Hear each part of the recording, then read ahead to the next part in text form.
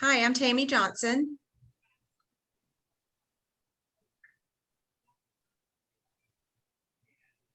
I'm Hannah Bowling.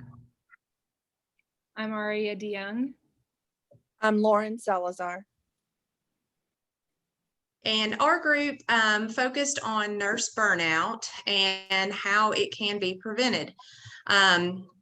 We chose this topic because as nursing students, and when we get out into the profession, we are always taught how to take care of the patient and how to take care of the physical needs of people. However, sometimes nurses are very guilty of not taking care of themselves, which in turn will cause a lot of burnout. Burnout has been a huge problem in our profession in the last year, and the workload seems to have increased as we're asked to use less resources and work more long hours.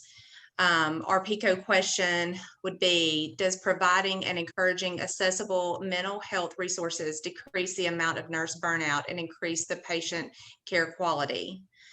We're also would like to encourage leadership teams to encourage the use of available resources at the facility that these nurses work at. Nurse burnout has been associated with increased poor level of patient care, patient dissatisfaction, an increased number of medical errors, higher infection rates, and even higher mortality rates. And addressing this nurse burnout crisis is essential to maintain the high quality of care that and standards that nurses are and should be held to.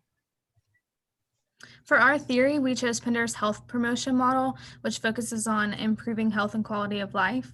Health promotion behaviors increase personal resiliency and improve health. Our research found that workplace interventions did decrease stressors that led to nurse burnout. They did this through some online support, relaxing environment, and group and individual support groups. The only thing that they found is that they need to continue research on the long-term effects on the workplace interventions.